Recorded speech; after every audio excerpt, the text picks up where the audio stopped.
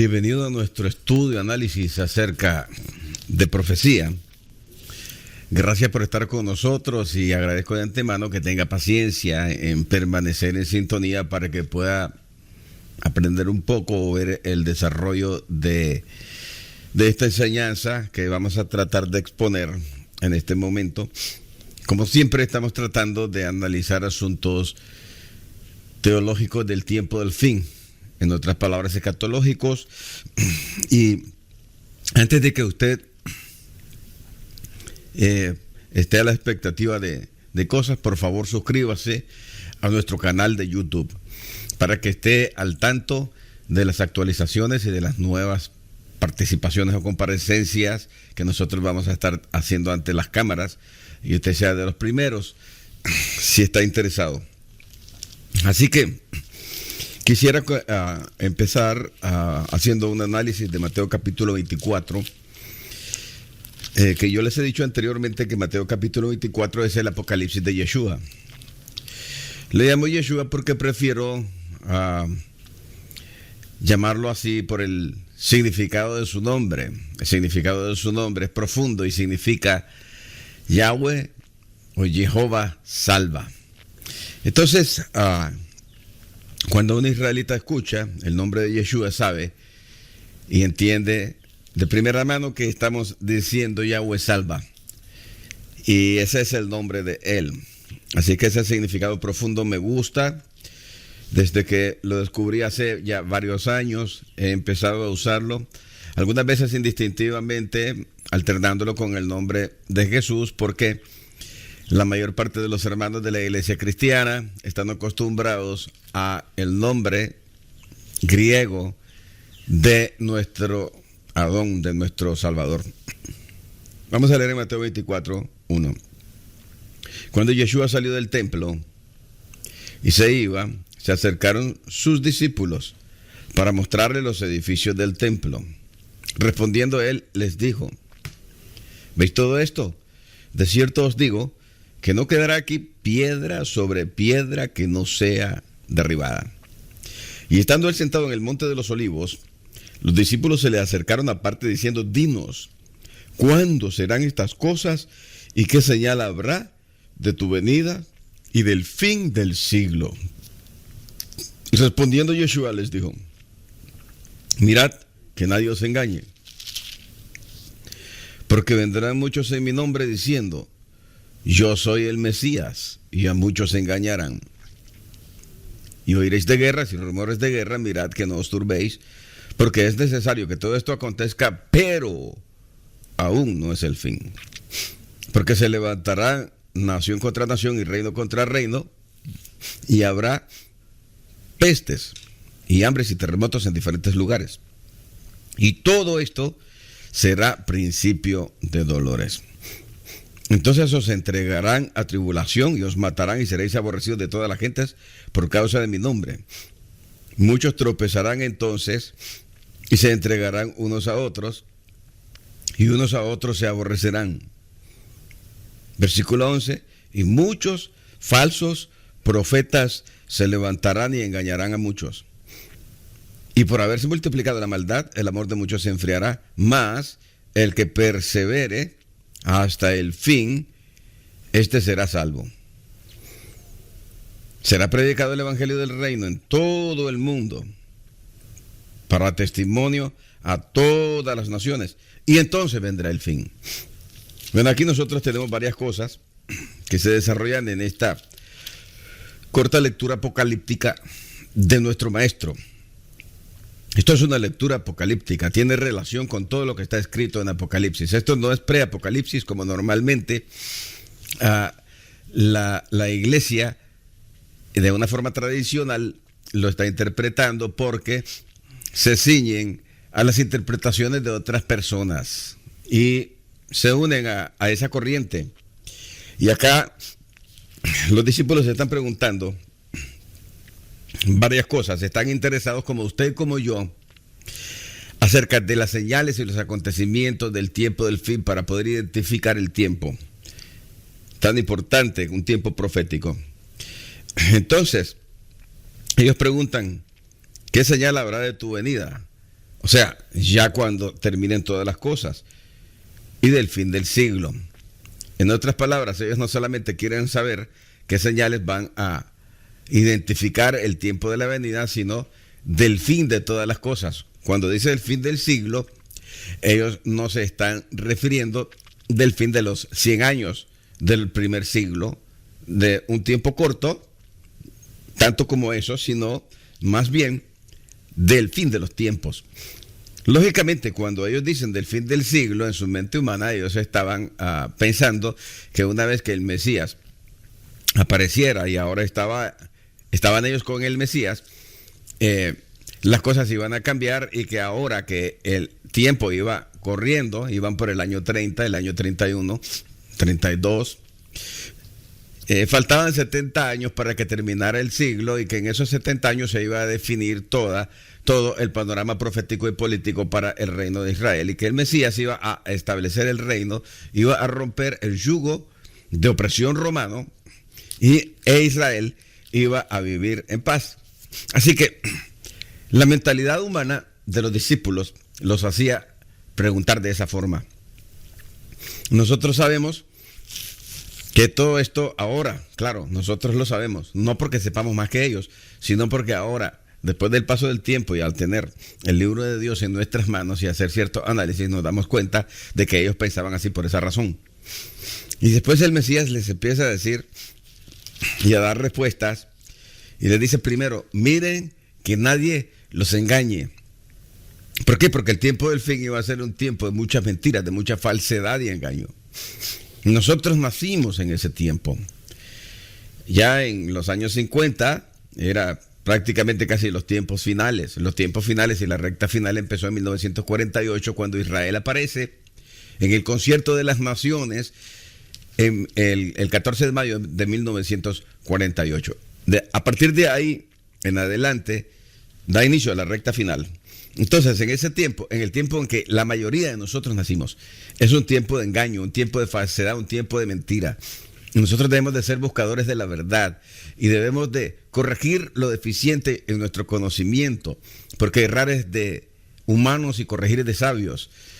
Si nosotros persistimos en permanecer en posiciones o en posturas interpretativas de escuelas que han fraguado, que han endurecido dentro de la columna, o por decir así, dentro de la estructura de nuestro conocimiento teológico, y ese conocimiento es errado, nosotros debemos de buscar cómo corregirlo, cómo derruir esa columna que se ha endurecido y que se ha convertido en una tradición en nuestra manera de pensar e interpretar la profecía.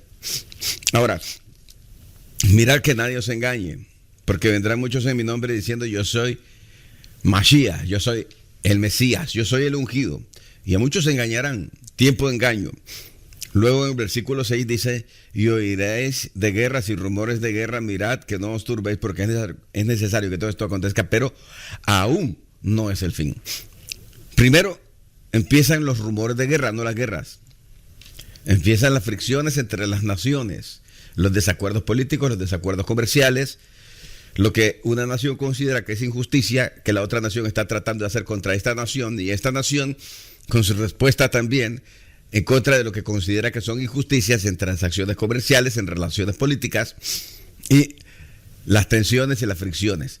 Empiezan los rumores de guerra. Todavía las guerras no se desarrollan. Mire que el Mesías está dando una entrada paulatina, gradual, a toda la situación apocalíptica. Y después entra ya de lleno en el siguiente versículo a lo que es la guerra ya en desarrollo. Dice, porque se levantará nación contra nación, ya hay guerra, ya hay destrucción, ya empieza a haber muerte. Y reino contra reino, y habrá pestes, como ahora hay pestes. Una peste que surge ahora, que es una peste global, que está amenazando con la existencia de la vida del ser humano en este planeta. Quizá hayan personas en nuestra generación que andan tranquilamente por las calles sin un tapaboca, sin guantes, sin mascareta, en los diferentes lugares, pensando que todo esto es simplemente algo falso, algo que no se está dando, simplemente una trampa, como dicen por ahí, que las élites están realizando para medir el miedo de la población y para seguir fraguando sus planes. Pero la realidad es que la gente se está muriendo de verdad. Los están enterrando de verdad. Y los que han perdido seres queridos los han perdido de verdad. Entonces no puede ser mentira cuando una persona pierde a un ser querido y el hueco de la ausencia queda en el alma de esa persona. El dolor de que ya no la va a volver a ver más. Las lágrimas que derramó que fueron reales. El tiempo que permaneció luchando entre la vida y la muerte. Es más, hay personas que dicen y preguntan por ahí, ¿algún ser querido, algún amigo cercano tuyo tiene COVID? Y la mayor parte de la gente dice, no. Entonces ahí está, ¿para qué seguimos preguntándonos? Si usted me pregunta a mí, yo sí le voy a decir. Sí, dos familiares míos, sí, estuvieron con COVID. Y amigos míos han muerto de COVID. Y ahora mismo, uno de nuestros amigos, consiervos, está en el hospital. Por lo tanto, si usted me pregunta a mí, si alguna persona que yo conozco tiene COVID, yo le voy a decir que sí. Entonces usted no me puede decir, ahí está, es una falsedad. Porque la realidad está ahí. Usted no me puede convencer de que no es cierto. Entonces hay pestes. Y una de las cosas que yo he dicho y yo creo es que esta peste global, que nunca antes se ha dado una peste en todas las naciones del planeta como hoy, es una peste de este tiempo, del apocalipsis de Yeshua.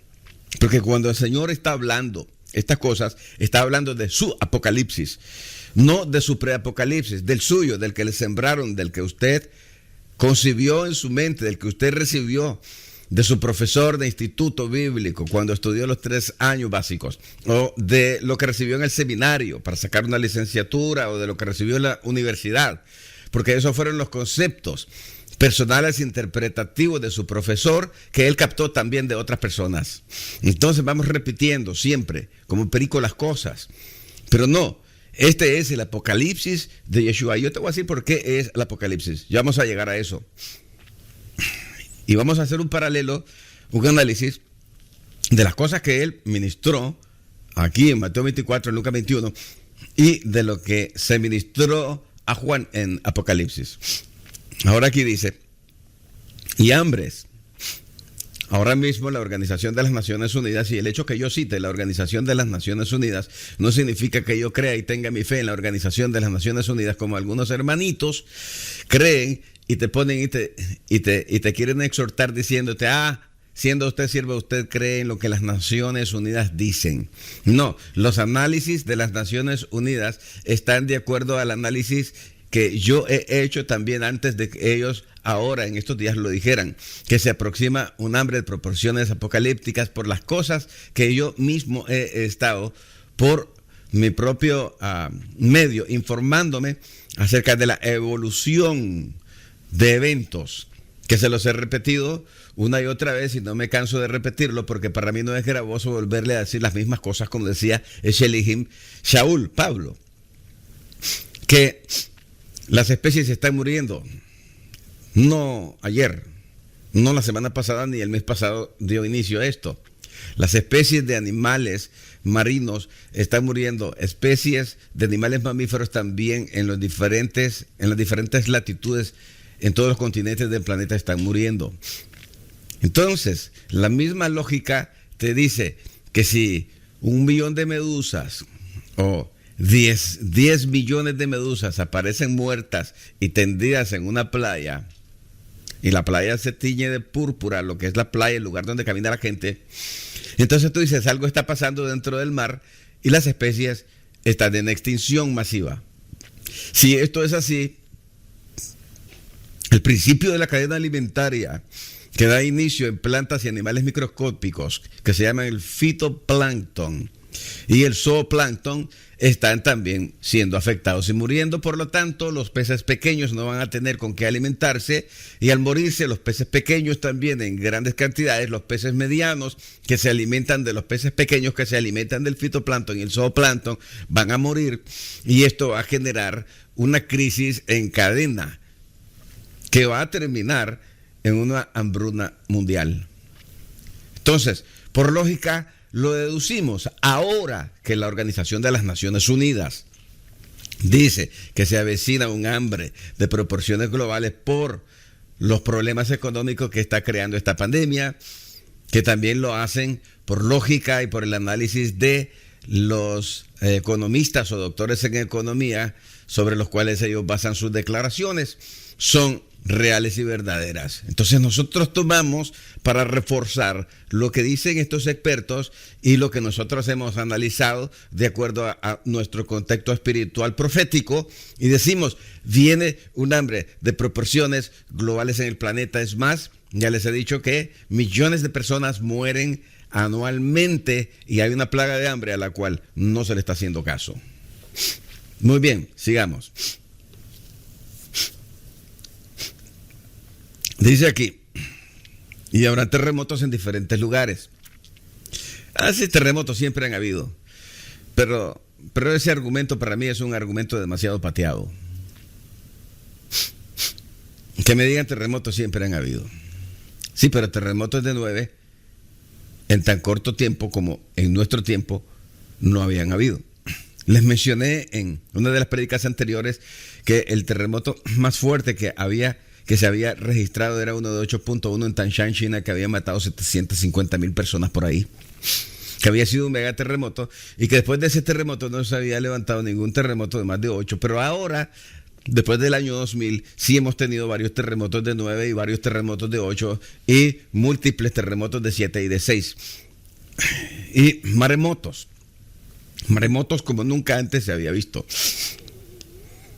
Y el Señor está diciendo en el versículo 8, y todo esto será principio de dolores. Y es ahí donde viene la doctrina preapocalíptica, a justificar. No es apocalipsis, es preapocalipsis. ¿Por qué dice que es preapocalipsis? Porque otros dicen que es preapocalipsis, pero no porque usted haya leído en la escritura que hay un preapocalipsis. Decimos que es preapocalipsis porque simplemente estamos interpretando lo que está en Mateo 24, en Lucas 21 y en Marcos, lo estamos interpretando como algo que sucede antes de Apocalipsis, que no es o no son los efectos de los juicios que están revelados en Apocalipsis. Y decimos, sí, razonable, porque aquí dice, todavía no es el fin y todo esto es principio de dolores, por lo tanto, yo voy a creer que esto es así, que no es como usted lo está interpretando. En el versículo 9 dice, entonces los entregarán a tribulación, y aquí está la palabrita clave, tribulación. Entonces los entregarán a tribulación. ¿Cuándo? Cuando ya hayan pasado guerras, cuando hayan pasado pestes, cuando el hambre esté en progreso, cuando los terremotos estén a la orden del día. Todo eso va a ser el principio de los dolores de que la nueva creación está por manifestarse. Y quiero decirte que el periodo de Apocalipsis, como te lo he dicho anteriormente, que es un periodo corto de tiempo, es simplemente el tiempo de los dolores antes del parto, antes de que la nueva creación dé a luz. La nueva creación dará a luz y saldrá a luz cuando el Mesías venga. ¿Cuándo viene el Mesías? Vamos a analizar también eso aquí. Entonces, si nosotros tomamos el versículo 7, que te habla de guerra, de nación contra nación, de pestes, de hambres y terremotos en diferentes lugares, y nos vamos rápidamente a Apocalipsis, en el capítulo 6 de su Biblia y de la mía, entonces vamos a hacer un análisis paralelo acerca de las cosas que suceden ahí y de estas cosas que dijo el Mesías. Pongamos atención. En el capítulo 6 de Apocalipsis dice, y vi cuando el Cordero abrió uno de sus sellos. Y ya expliqué yo por qué el Cordero es el único que puede abrir esos sellos. Porque el Cordero es el Redentor y el libro que se está abriendo es el libro de la redención, de la propiedad que se va a liberar. Y ahí está escrito, todos los asuntos legales de este trato legal, de acuerdo a las leyes de la Torá, que son las leyes del cielo, para la redención de la tierra y de la humanidad. Y nadie lo puede abrir. Por esa razón, solamente el Redentor abre los sellos de la redención, que son 7, los mismos que se le ponían también a los documentos históricos, de acuerdo a lo que está escrito en la Torá, en los asuntos legales de redención de propiedades que Dios, Yahweh, les había dicho a los israelitas cómo lo iban a hacer. Las cosas no se van a hacer de una manera diferente a como Dios las estableció desde el principio. Dios no va a quebrar sus propias leyes. Dios no va a quebrar la Torá. Las cosas van a suceder como Él lo dijo, no como usted se lo quiera imaginar que es, sin tener una base real. ¿Por qué? Porque estos son los sellos simplemente por ser sellos, y el Cordero abre los sellos del libro que existe simplemente por ser libro, solamente porque Dios quiere tener un elemento de ejecutar algo profético, y que al rompimiento del primer sello sucedan hechos proféticos y ya, nada más, sin ton ni son, sin razón. No es así. Se está abriendo el libro de la redención de la propiedad que está en pleito. Ok, entonces cuando se abre el primer sello, uno de los 4 seres vivientes le dijo con voz de trueno, ven y mira. Y en ese momento miró, y aquí un caballo, y el que lo montaba tenía un arco, y le fue a dar una corona y salió venciendo para vencer. Entonces, la interpretación tradicional dice, el anticristo aparece y la iglesia ya no está en la tierra. La iglesia ya fue eternizada, recibieron sus cuerpos inmortales, y los muertos que murieron en el Mesías ya resucitaron en el día del arrebatamiento. Entonces la primera resurrección se da antes de que empiecen los últimos 7 años, de acuerdo a lo que es la comprensión de la escuela, de esta escuela dispensacionalista. La escuela dispensacionalista dice, la redención y la resurrección de los muertos se da 7 años antes del fin. Entonces todo el mundo dice, hay una resurrección 7 años antes y la iglesia ya no está aquí, porque antes de que se rompa el primer sello de la redención, ellos ya fueron redimidos antes de que sean redimidos todas las personas de acuerdo al formato de Dios, porque Dios está empezando el final del proceso de redención cuando se abre el primer sello. Pero la escuela de interpretación de pretribulacionista, dispensacionalista, premilenialista, de estos hermanos, ya fueron redimidos ellos, ya resucitaron los muertos que murieron en el Mesías, los que murieron también en la historia esperando que el Mesías viniera, ya resucitaron 7 años antes del día final. Ok. Pero mire que dije, según la escuela de estos hermanos. Entonces se dice, aquí lo que aparece es el anticristo. Y tradicionalmente todos decimos, es el anticristo, el antimesías. Pero lo que otras personas dicen es que se desata un poder de engaño como nunca antes se había dado en la historia. Prueba de ello es que en Mateo 24, el Mesías les empieza diciendo a ellos, miren que nadie los engañe. Es razonable, es aplicable esta interpretación. Cuando se abre el segundo sello, oí al segundo ser viviente que decía, ven y mire, salió un caballo bermejo, y al que lo montaba le fue dado el poder de quitar la paz de la tierra, que se matasen unos a otros una gran espada. Cuando el Mesías habla en Apocalipsis capítulo 6, te está hablando de que las preparaciones de las guerras están en progreso, cuando dijo, y oirán de guerras y rumores de guerras, pero miren que no se turben porque todavía es necesario que todo esto acontezca, pero aún no es el fin. Es decir, el tiempo de preparación de la guerra, si en el 7, porque se levantará nación contra nación, está hablando ya de la guerra en desarrollo, y es el tiempo en que se rompe el segundo sello. Todo esto tiene relación. Por eso yo le he llamado y le vengo llamando desde hace tiempo, yo le vengo llamando a Mateo 24, a Lucas 21, el Apocalipsis de Yeshua. Búsquelo en todos los mensajes de video que tengo, que casi todos son de corte apocalíptico, y se va a dar cuenta el número de veces que yo estoy remarcando en esto. El Apocalipsis del Mesías. Ahora, si nosotros vemos lo que sucede en el tercer sello, cuando se abrió el tercer sello de la redención, y vuelvo a lo mismo, y al tercer ser viviente que decía, ven y mire, y aquí un caballo negro, y el que lo montaba tenía una balanza en la mano. Y oí una voz en medio de los 4 seres vivientes que decía, 2 libras de trigo por 1 denario y 6 libras de cebada por 1 denario, pero no dañes el vino, el aceite ni el vino.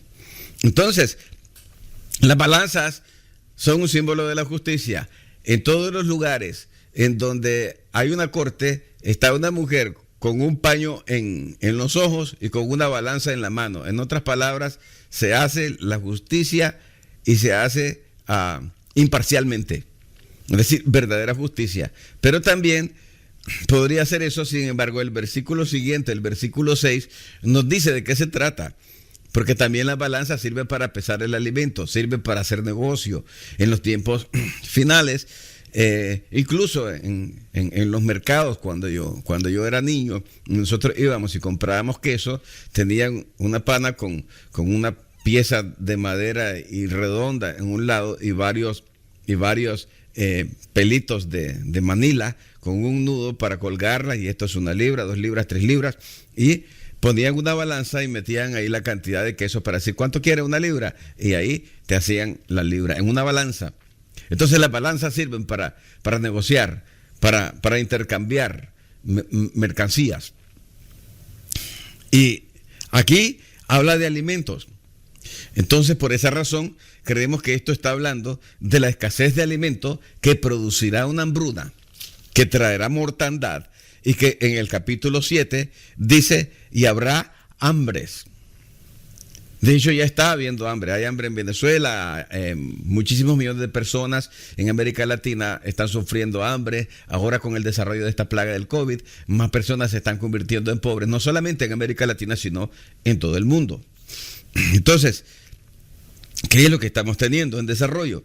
Estamos teniendo en desarrollo la escasez de alimentos en la tierra, la mortandad de animales de la que le hablé, que están documentados ahí en los diferentes diarios. En internet puede encontrarlos. Busque muerte de las especies. Comience del 2012 si quiere, 2013, 2014, y van a aparecer las listas interminables de todo esto.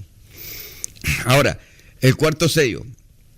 Cuando abrió el cuarto sello de la redención, vuelvo a repetirlo, oí la voz del cuarto ser viviente que decía, ven y mira que un caballo amarillo, y el que lo montaba tenía por nombre muerte, y el Hades, la tumba, le seguía, y le fue dada potestad sobre la 4ª parte de la tierra para matar con espada, con hambre, con mortandad y con las fieras de la tierra. Si usted ve, este cuarto jinete es como una síntesis de los anteriores.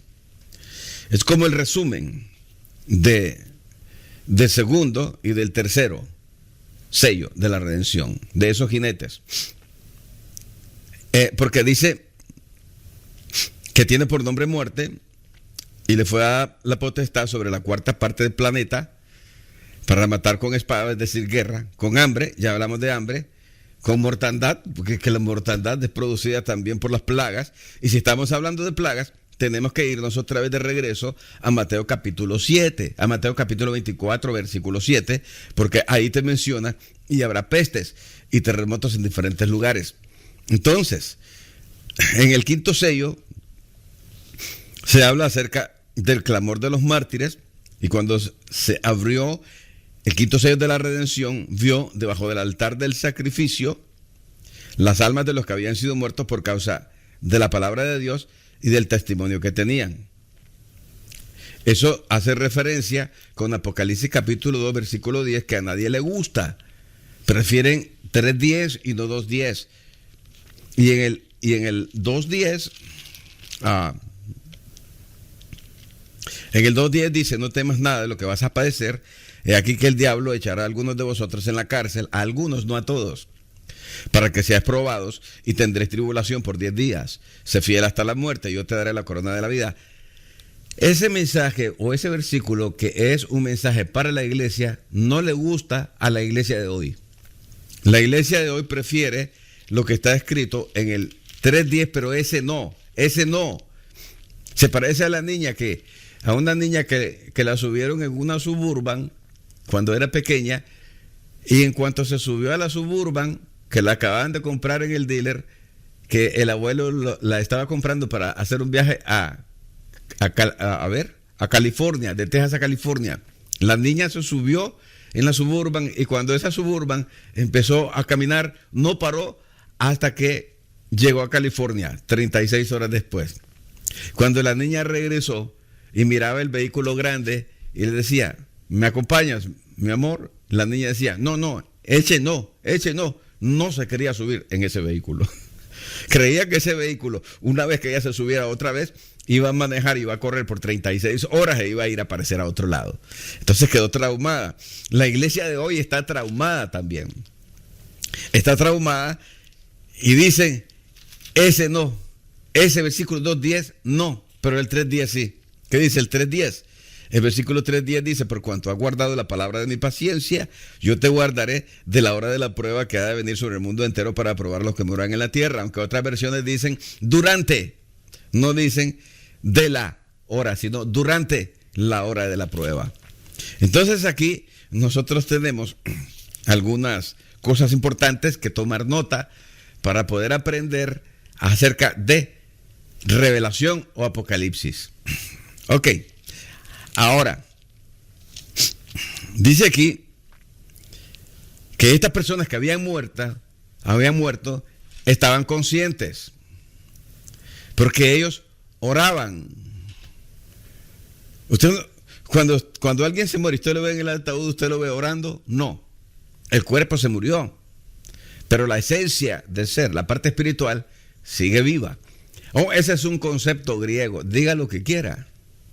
Pero aquí la Biblia me está diciendo que estas personas, que sus almas, que su parte espiritual estaba viva y que clamaban a gran voz diciendo, tenían conciencia, sabía que los habían asesinado. Y le decían, Señor, santo y verdadero, ¿hasta cuándo no juzgas y vengas nuestra sangre de los que viven en la tierra? Esos eran mártires de todas las épocas, los que mandó a matar la Iglesia Católica durante el tiempo de la Inquisición, en las grandes cruzadas diabólicas, los que están muriendo hoy bajo la espada asesina del Islam. Y dice aquí en el versículo 11 que a esas personas que murieron se les dieron vestiduras blancas. En otras palabras, para que se le dé vestidura blanca, tiene que pasar por la muerte. Y se les dijo que descansaran todavía un poco de tiempo hasta una preposición que te sitúa en un lugar del tiempo y sitúa otros eventos lejos del lugar del tiempo donde tú estás, hasta que se completara el número de sus consiervos hermanos que también habían de ser muertos como ellos. En otras palabras, existe un número establecido de mártires que van a morir por la causa del Señor. ¿Dónde está eso? Usted lo está inventando. No. Apocalipsis 7:14. En el 7:14 dice, yo le dije, Señor, tú lo sabes, y él me dijo, estos son los que han salido de la gran tribulación y han lavado sus ropas. Y de eso también se habla en Daniel capítulo 11, versículo 35. ¿Quiere que lo encontremos? Lo vamos a encontrar. Lo vamos a encontrar ahora mismo. Daniel 11, 35. Vamos a ver qué dice ese versículo que tiene relación con esto que nosotros estamos hablando. Daniel 11, 35 también es un libro apocalíptico de revelación. Y dice aquí, Daniel 11, 35, también algunos de los sabios caerán para ser depurados. Cuando dice caerán, está refiriéndose a que van a morir. Van a morir para ser limpiados. Depurados y limpiados y emblanquecidos. Hasta el tiempo determinado, porque aún para esto hay plazo. Entonces hay un tiempo en que eso va a suceder y hay un número de personas también que van a caer para ser limpiados, depurados y emblanquecidos. Me llama la atención a mí que a estos que cayeron como mártires se les dieron vestiduras blancas y que en Daniel 11:35 dice, también algunos sabios caerán para ser emblanquecidos. Tómelo en cuenta, tome nota de eso. Ahora, Después de esto, tenemos el sexto sello de la redención, y dice que cuando se abre el sexto sello hubo un gran terremoto y el sol se puso negro como tela de silicio y la luna se volvió toda como sangre. Hay referencias de esto en Mateo capítulo 24, y estamos hablando del capítulo 24 porque estoy hablando del capítulo apocalíptico de Yeshua, de nuestro Salvador. Tome nota de eso. Entonces, en Mateo 24, 29, dice: e inmediatamente después de la tribulación de aquellos días el sol se oscurecerá y la luna no dará su resplandor y las estrellas caerán del cielo y las potencias de los cielos serán conmovidas. ¿En qué contexto se da este fenómeno? Sea sincero en su respuesta, que usted mismo se va a dar. Porque aquí está en un contexto apocalíptico. No está en un contexto preapocalíptico. Por lo tanto, no está en el tiempo de lo que muchos en la iglesia conciben como principio de dolores o preapocalipsis. Preapocalipsis no existe, aunque lo diga el doctor fulano de tal, ni el más famoso de los doctores de los Estados Unidos. Óigame, esto está en contexto apocalíptico. Y dice aquí: miré cuando abrió el sexto sello y hubo un gran terremoto y se puso negro como silicio y la luna se volvió toda como sangre y las estrellas cayeron del cielo como la higuera deja caer sus higos cuando es sacudida por un fuerte viento. El cielo se desvaneció como un pergamino que se enrolla y todo monte y toda isla se removió de su lugar. Hubo un terremoto, y ese terremoto, que algunas personas dicen que no es un terremoto sino que tiene un sentido espiritualizado para explicarse, ese terremoto también está en Mateo 24, en 24:7, cuando dice: y habrá terremotos en diferentes lugares. Entonces, todo lo que el Señor ha hablado en Mateo capítulo 24 es parte de lo que está aquí en Apocalipsis. No es un preapocalipsis, porque si eso fuera preapocalipsis y esas cosas sucedieran durante el tiempo de preapocalipsis, en principio de dolores, de acuerdo a la interpretación evangélica, entonces el apocalipsis se extendiera por más tiempo. Imagínate, empiezan a suceder estas cosas en preapocalipsis, y después en preapocalipsis se te vuelven a suceder y se vuelven a repetir. Qué terrible sería ese tiempo de principio de dolores preapocalípticos ahora pegado con apocalipsis. Sería horrible y largo, muy extenso. No, no es así. Ahora, en el capítulo 7, que esto sucede antes de la apertura del último sello de la redención. Ya te expliqué que cada sello es parte de los 7 pasos de una redención que está por sellarse. No, la redención ya está sellada. El Mesías ya me redimió. Ok, ya puedes volar, ya te puedes hacer invisible, ya puedes desmoleculizarte y hacerte aparecer en otro lugar como lo hacía el Mesías. No, ¿por qué? Porque tu redención todavía no ha sido sellada. Ahora, si nosotros somos sinceros con nosotros mismos y leemos 1 Corintios capítulo 15, versículo 1,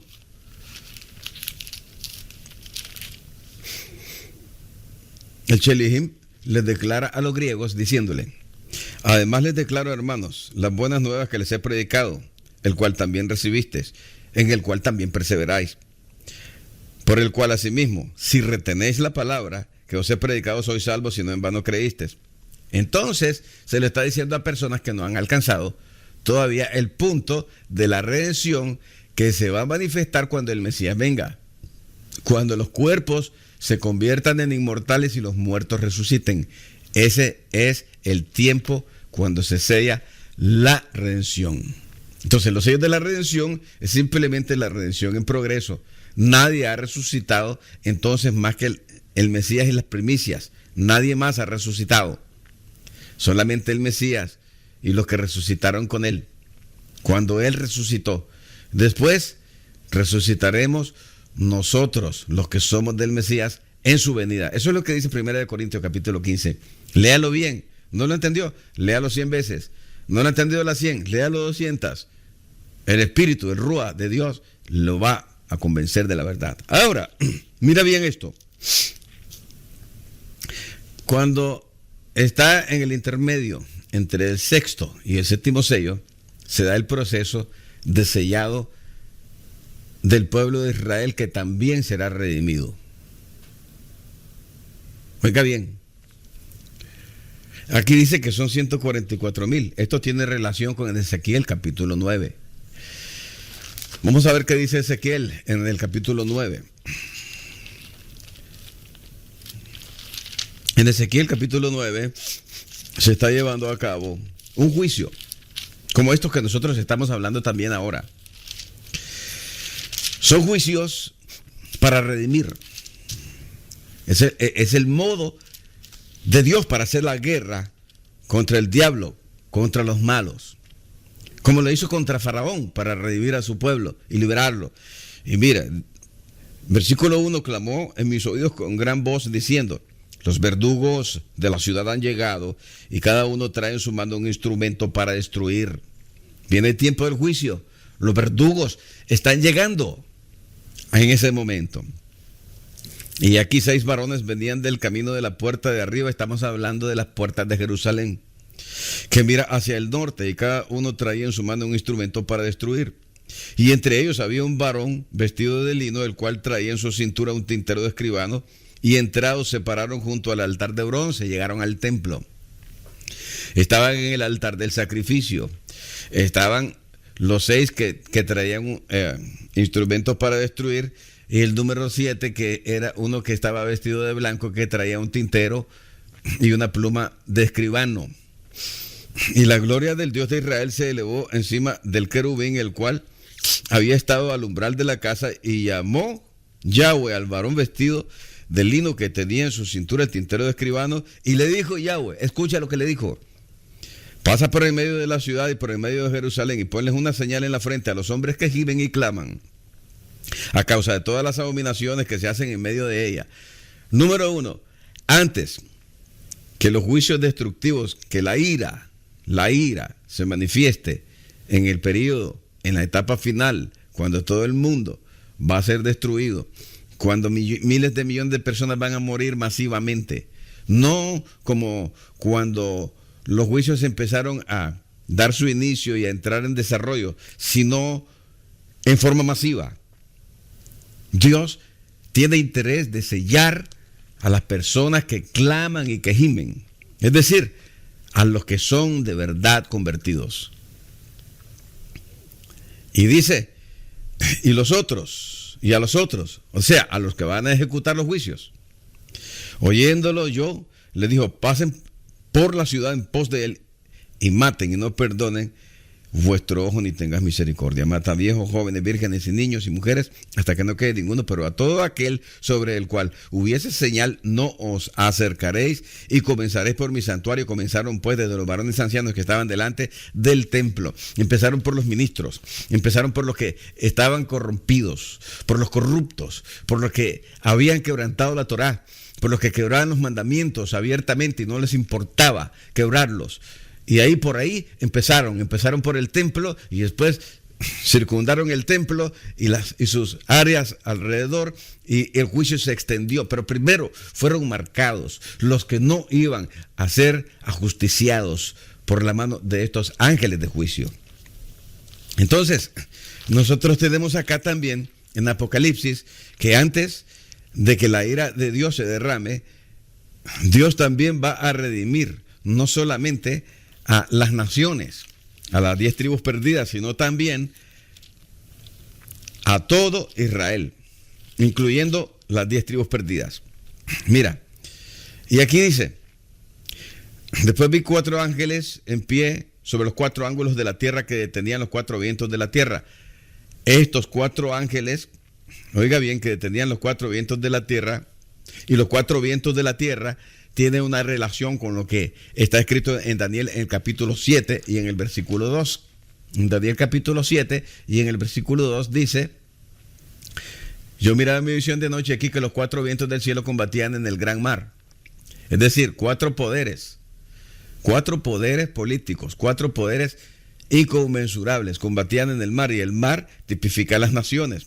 Entonces dice que estaban estos ángeles que detenían los 4 vientos de la tierra. Estos 4 vientos de la tierra tienen la misma relación, es decir, los 4 imperios principales que son parte de las características del último imperio, que es un imperio compuesto, y de esto también ya he hablado anteriormente, para que no soplase, para que no tuvieran ningún efecto ahora mismo, para que no entraran en una guerra final, para que no se desataran. Y esto también tiene relación con Apocalipsis capítulo 9, versículo 14. En capítulo 9, versículo 14, que es cuando se toca la séptima trompeta, que las trompetas vienen inmediatamente o están contenidas en el último sello, y son una serie de juicios que va uno detrás de otro, o puede decirse que es el efecto en desarrollo de los juicios que se empezaron a partir del segundo sello de la redención, pero que ahora entran en mayor desarrollo.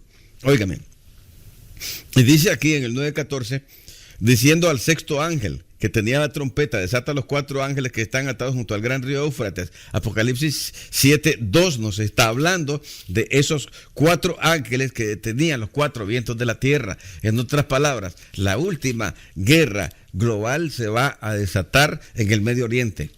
Pero no se puede desatar hasta que Dios selle a los que va a redimir del pueblo de Israel. Y esto también tiene relación porque cuando Israel se ha redimido, mira lo que dice el apóstol Pablo en su teología. Una teología clara, no es una teología confusa como la que usted tiene o como la que yo he desarrollado anteriormente, pero que ahora estoy tratando de esclarecerla. En Romanos, en el capítulo 10, déjame ver. En el 11 dice, porque si su exclusión es la reconciliación del mundo en la cual entramos nosotros, que no éramos israelitas y ahora pertenecemos a Israel a través de la sangre del Mesías, gozamos del mismo espíritu, leemos el mismo libro, tenemos el mismo Dios, tenemos el mismo espíritu que ellos tienen. En otras palabras, nuestra doctrina tiene que ser como la de ellos también. Dice aquí, porque si su exclusión es la reconciliación del mundo, ¿qué será su admisión si no vive entre los muertos? En otras palabras, el día que Dios vuelva a recibir al pueblo de Israel ya redimido, va a ser el día de la redención, el día de la resurrección de los muertos y el día en que los vivos reciben sus cuerpos inmortales semejantes a los del Mesías. No hay confusión en la teología. ¿Quién hace la confusión? Las escuelas de teólogos que se divorcian de las raíces doctrinales de los profetas y de su Mesías judío. Cuando nosotros nos divorciamos, entonces surgen las escuelas confusas que enredan todo. Por eso nosotros tenemos una Babilonia de interpretación. Y los que están confundidos y los que están enredados llaman herejes a los que están desenredados y los condenan al infierno, los separan, los seccionan. Y si tuvieran el poder de matarlos, seguramente que los matarían y harían una nueva inquisición como hicieron los católicos. Por eso nosotros debemos de estudiar, de escudriñar las Escrituras con sinceridad delante de nuestro Dios. Ahora, mira bien. Y se le dice aquí lo mismo en el versículo 3. No hagan daño a la tierra, ni al mar, ni a los árboles hasta que hayamos sellado en sus frentes a los siervos de nuestro Dios. O sea, estos juicios que vienen no solamente es en contra de los seres humanos, para que mueran seres humanos, sino para dañar toda la tierra. Porque dicen, no hagan daño a la tierra, ni al mar, ni a los árboles, hasta que hayamos sellado en sus frentes a los siervos de nuestro Dios. Porque viene una destrucción masiva del planeta. Y después comienza a decir 12,000 de la tribu de este, 12,000 de la tribu del otro, Manasés, de Isaacar, de Leví, de Zabulón, de Judá, etcétera, de Aser, de José, de Benjamín, etcétera. Algunas personas dicen que estos 144,000 son 144,000 testigos de Jehová que pertenecen a el pueblo de Israel. O sea, los testigos de Jehová son el pueblo de Israel. Pero nosotros sabemos, ¿verdad?, que eso no es así. Aquí está diciendo que son 12,000 de cada tribu. Hay personas que dicen que se trata de un número real y fijo, y hay personas que dicen que es un número simbólico, porque es un múltiplo de 12, y 12, ¿verdad?, es uno de los números que también tienen un símbolo espiritual. Es 2 veces el número de hombre. Ahora, en el versículo 9, del versículo 9 hasta el versículo 17 te habla de una multitud que sale de la gran tribulación. O sea que este pedazo que está aquí es simplemente algo que se narra cuando se terminó la tribulación. Después de esto miré una gran multitud que nadie podía contar, de todas las naciones, tribus, pueblos y lenguas. No solo estaban entonces de las 12 tribus de Israel, sino que habían de toda nación, tribus, pueblos y lenguas. Habían tribus del Brasil, del Amazonas, habían tribus de las islas lejanas del Pacífico, habían tribus de África y habían personas de todas las naciones debajo del planeta. Y estaban enfrente de la presencia del Cordero vestidos de ropas blancas.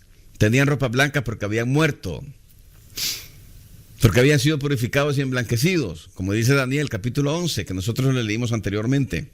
Y clamaban a gran voz diciendo: la salvación pertenece a nuestro Dios. Se sentían salvos, a pesar de que habían muerto. Y ahora, más adelante, uno de los ancianos le habló diciendo: estos que están vestidos de ropas blancas, ¿quiénes son y de dónde han venido? Y Juan no sabía, y él le dice: Señor, yo no lo sé, tú lo sabes. Y entonces el anciano le da la revelación y le dice: estos son los que han salido de la gran tribulación y han lavado sus ropas y las han emblanquecido en la sangre del Cordero, el Cordero Yeshua. Por eso están delante del trono y le sirven de día y de noche en su templo.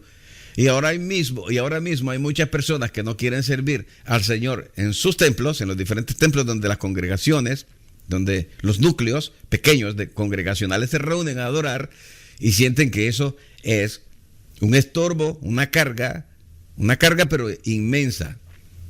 Y quisieran tener el templo en la esquina de su casa o en su casa. Quisieran tener un sacerdote Micaías, como Micaías, que tenía un sacerdote en su casa, que le llegara a hacer los cultos y los servicios a su casa, que orara en su casa, que cantara en su casa, que le ministrara y le predicara en su casa, porque no quieren ir a un templo a servir a Dios. Cuando tú vas al templo, tú sirves a Dios. ¿Qué hacía la viejita que tenía como 103, 105 años? Dice que servía a Dios cada día en el templo y que hacía ayunos y oraciones. Y hoy, muchachas de 20 y de 30 años no pueden ayunar, no quieren ir al templo, y muchachos también. Y entonces yo digo, ¿cómo van a estar ahora de día y de noche personas que no quisieron entrenarse durante el tiempo de su vida, que es un tiempo de entrenamiento para estar en un templo? ¿Cómo piensan que van a estar todos los días sirviendo a Dios en el templo de día y de noche? ¿Cómo? Difícil. Difícil de concebirlo. Ni siquiera pueden adorar a Dios en este tiempo, ni servirle por 2 horas o por 1 hora en el culto de oración, y por otra hora en otro culto de oración, y 2 horas en un servicio de fin de semana, y van a estar todos los días de su vida sirviendo a Dios en el templo. ¿Cómo? Si no se han entrenado para eso. Si lo que nosotros estamos viviendo hoy es un proceso de entrenamiento, pero el entrenamiento está siendo reprobado. Por lo tanto, si tú no eres entrenado durante este tiempo, no vas a poder estar ahí. No vas a poder estar ahí. Esto es serio. Estamos hablando de tu salvación. Ahora bien, cuando se abre el último sello, se hizo silencio en el cielo como por media hora.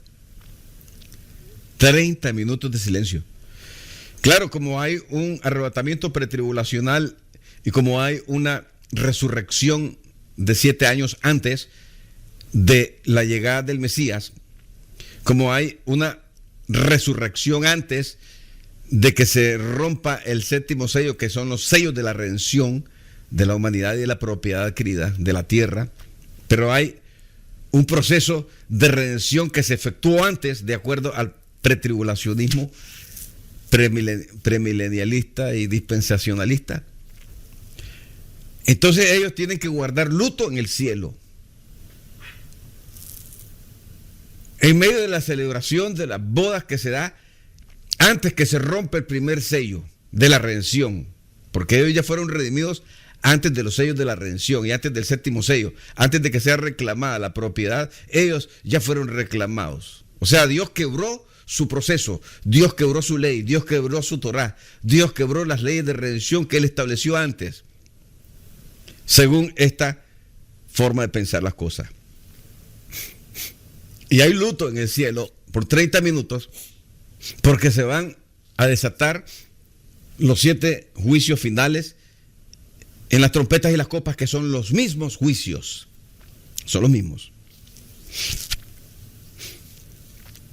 Y vi a los 7 ángeles que estaban en pie ante Dios y se les dieron trompetas. O sea, vi a los 7 ángeles que estaban en pie. O sea, hay 7 ángeles generales que están siempre en pie frente al trono. Esa es la posición que le corresponde. Eso es lo que da a entender este versículo.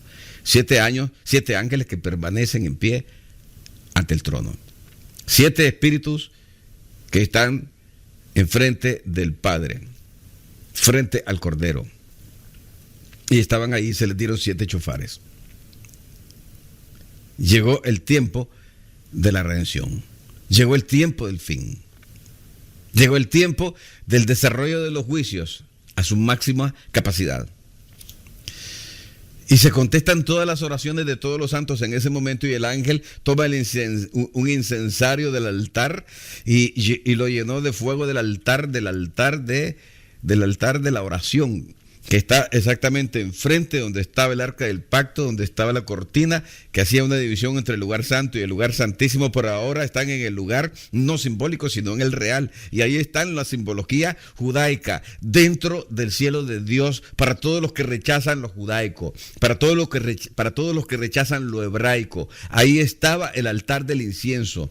Estamos hablando del judaísmo en el cielo, la revelación o de la revelación que se le dio a Moisés y que está en la Torá, pero que ahí está lo real. No era lo simbólico lo que se le mandó a construir para el culto de adoración aquí en la tierra, sino que eso es lo que existe para el culto de adoración de Dios del cielo en el cielo. ¿Problema con lo hebraico?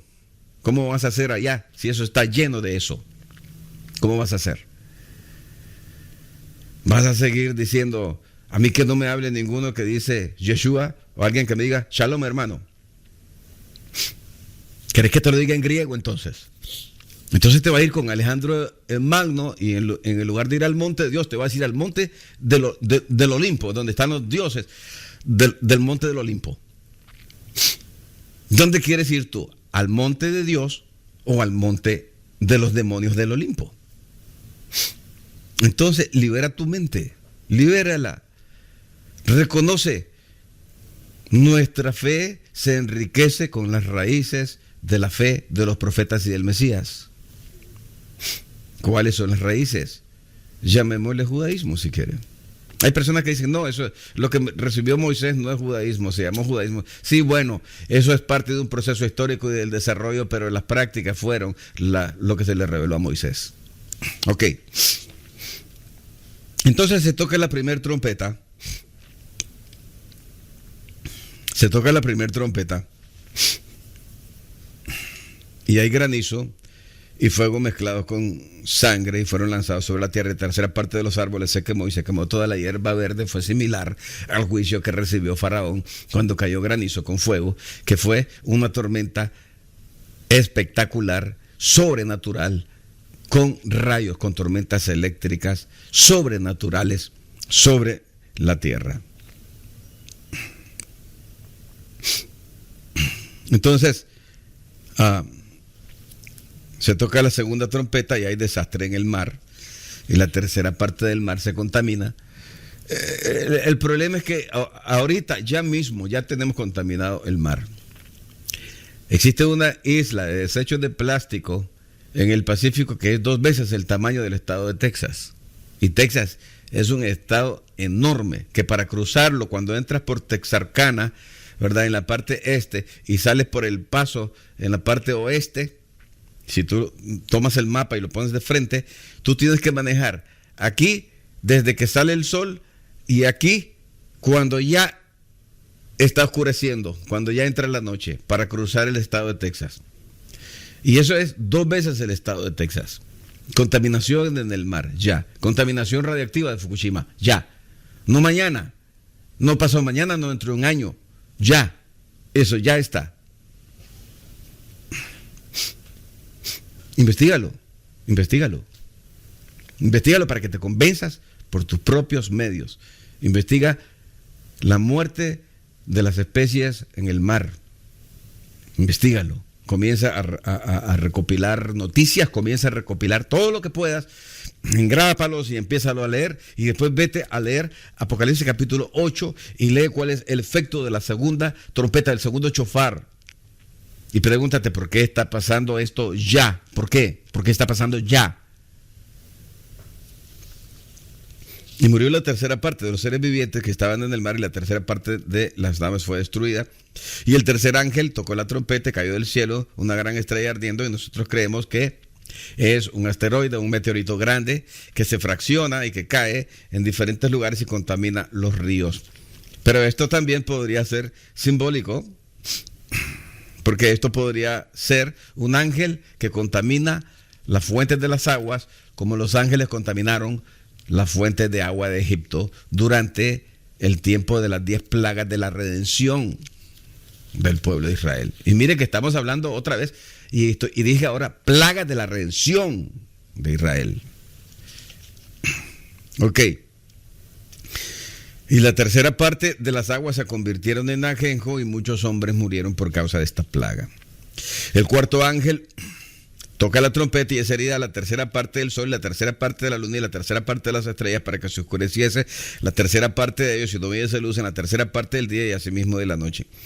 Entonces esto podría deberse a la contaminación atmosférica o a un fenómeno cósmico estelar que va a ocasionar eso. Dios tiene poder para hacerlo, Dios tiene tecnología, Dios tiene todo. La quinta trompeta habla de langostas que suben del mar, y hay personas que dicen esas langostas son simplemente helicópteros que vuelan, que son helicópteros de guerra. Y bueno, hay diferentes interpretaciones de esto, y este es el único juicio donde se te dice cuánto dura ese juicio. Dura 5 meses. Nada más. Es el único que te da un tiempo de duración y no hay ningún otro. Por lo tanto, no sabemos lo que duran los demás juicios, que pueden ser juicios rápidos o puede tomar un poco de tiempo. Y cuando se prepara la sexta trompeta, el sexto shofar, entonces oí una voz de entre los 4 cuernos del altar de oro, 4 cuernos del altar de oro, y ese altar de oro es el altar del incienso, y de ahí habló esa voz que estaba delante de Dios, y le dijo al sexto ángel que tenía el sexto shofar: desata a los 4 ángeles que están atados junto al gran río Eufrates. Estos son 4 espíritus destructivos de guerra, y fueron desatados para el día, para la hora, para el mes y para el año, a fin de matar a la tercera parte de la humanidad. Wow, ¿cuánto sería la tercera parte de 7,000 millones? Serían como 2,300 millones, algo así, de personas.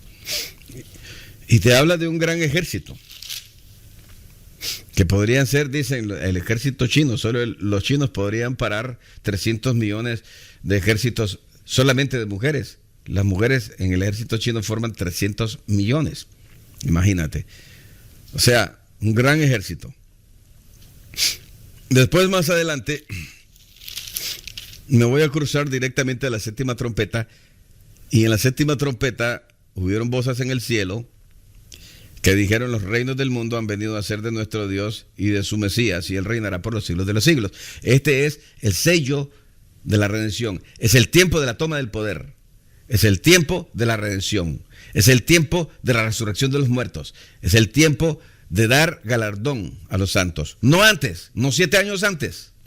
7 años antes es simplemente en la escuela pretribulacionista, premilenialista y dispensacionalista de los que creen que son levantados 7 años antes de que todas estas cosas pasen. Pero en el 18 del capítulo 11 dice: y se airaron las naciones, y tu ira ha venido, y el tiempo de juzgar a los muertos y de dar galardón a tus siervos los profetas. ¿De dar qué galardón? ¿A quién? A tus siervos los profetas y a los santos. ¿Cuándo se le va a dar galardón? El galardón y el premio mayor, el día de la resurrección. ¿Cuándo es el día de la resurrección? El tiempo final. el día final, el último día. Y entonces se abrió el templo de Dios en el cielo y se vio el arca del pacto en el templo y hubo relámpagos, voces, truenos y un grande terremoto y grande granizo. Si nosotros comparamos Apocalipsis capítulo 16 con todos los efectos de lo que sucedió cuando se tocaron los chofares, vamos a llegar a la conclusión de que los juicios son los mismos. Entonces se derrama la primera copa y viene una úlcera maligna sobre los que tenían la marca de la bestia, una úlcera pestilente. Esto sucede paralelamente a el juicio cuando empieza a haber una plaga de rayos sobrenaturales que caen sobre la tierra en Apocalipsis capítulo 8 versículo 1. Y en el 8 versículo 1, y usted va a decir, ahí no hay paralelismo. Vamos a ver si no hay paralelismo. En el 8:8, entonces se precipita como una montaña ardiendo y la tercera parte del mar se convierte en sangre y muere la tercera parte.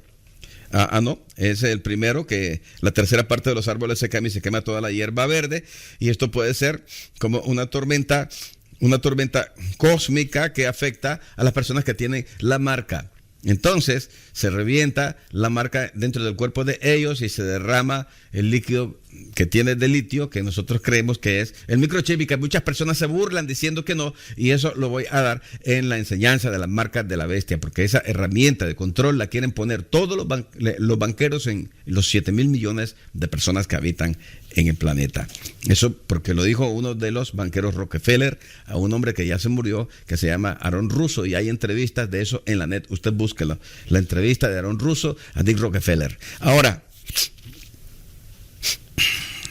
cuando se derrama la segunda copa, entonces ya no muere la tercera parte de los animales, muere todo.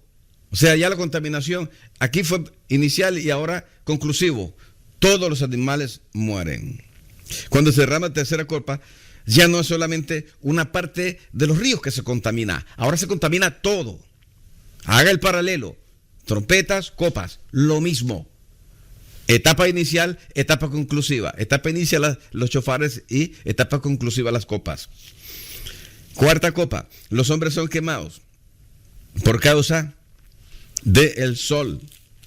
Ok, y aquí en la cuarta copa hay una plaga de, vamos a ver,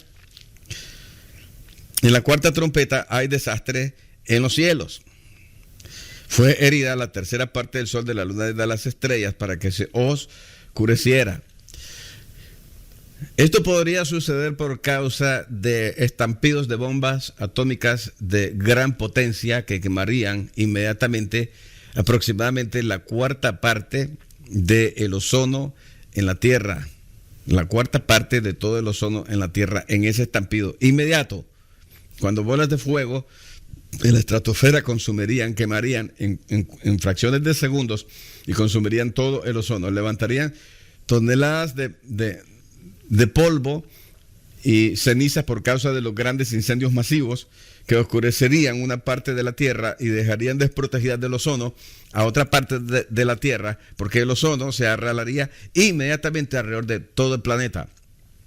Entonces esto traería inicialmente pérdida de la capa de ozono, oscuridad parcial y aumento de calores en otros lugares de la Tierra. Ahora aquí es cuando ya la situación fue total.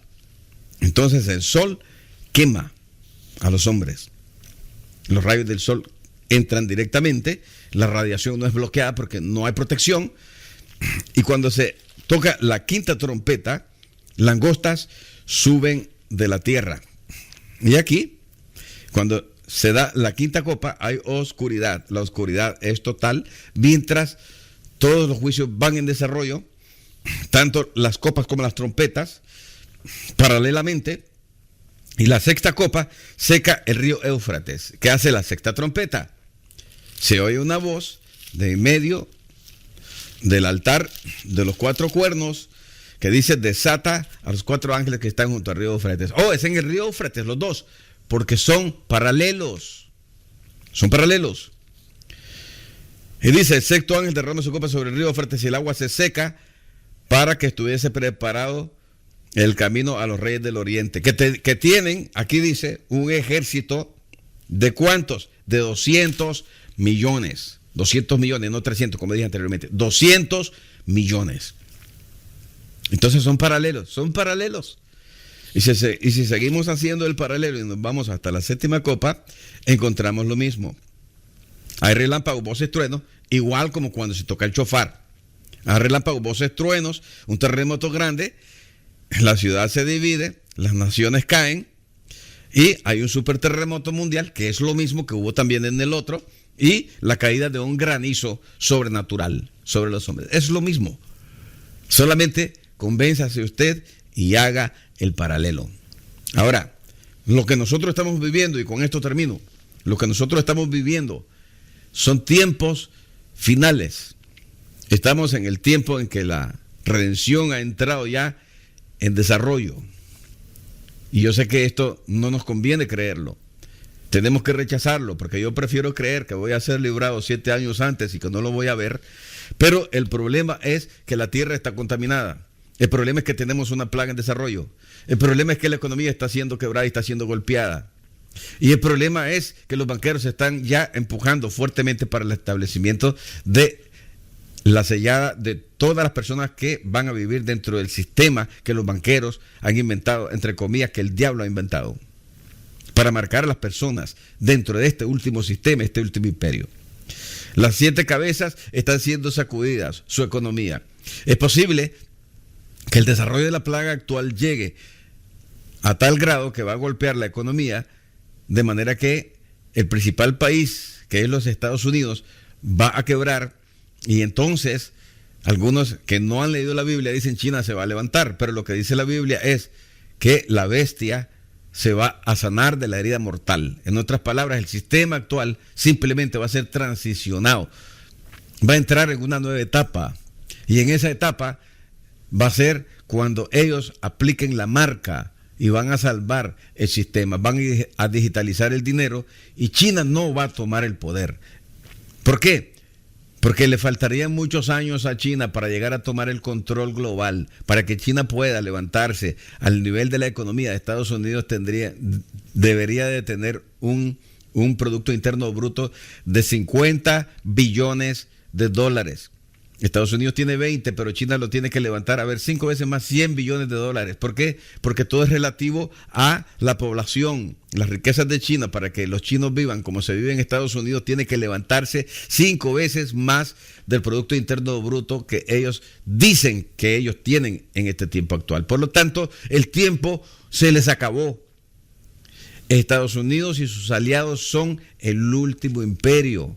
El imperio que verán venir al Mesías con poder y gloria a establecer el imperio del Padre aquí. El verdadero nuevo orden mundial es el que viene a establecer Yeshua, no el orden mundial que el diablo está tratando de establecer ahora mismo a través de estas naciones y a través de todo el engranaje que ya está tendido. No. Nosotros debemos de estar tranquilos, contentos. La Biblia se está cumpliendo. Todo lo que está escrito aquí es real. La redención es real. El perdón de los pecados es real para todo aquel que se arrepiente y recibe al Mesías. Si tú recibes al Mesías en tu corazón y te arrepientes de verdad, a través de una oración sincera, no de una oración que yo puedo hacer y que tú puedes repetir mecánicamente, eso no vale, sino que de verdad sientes arrepentimiento y dolor. Y eso es lo que Dios ve y eso es lo que vale. Cuando una persona hace eso de corazón, Dios lo perdona a través del Mesías y su sangre que fue derramada para el perdón y limpieza de los pecados. Será sellado con la marca de Dios, con el Rúa, con el Espíritu de Dios. Tomará posesión de ti y te ayudará y te guiará a cumplir sus mandamientos para lo que nosotros conocemos como la vida de caminar en el Espíritu. Caminar en el Espíritu es caminar de acuerdo a la guianza que el Espíritu te da, y el Espíritu te guía al cumplimiento de los mandamientos del Padre que están aquí. Las personas que son carnales no pueden sujetarse a la ley, porque son carnales, no tienen el Espíritu, porque son naturales. Pero los que tienen el Espíritu pueden sujetarse a la ley. Eso dice Romanos capítulo 8, léelo. ¿Lo has leído? ¿No lo has entendido? Léelo 100 veces hasta que lo entiendas. Estuvo con ustedes su pastor y amigo doctor Alfredo Alegría. Nos vemos en la próxima. Que el Señor les siga bendiciendo a todos.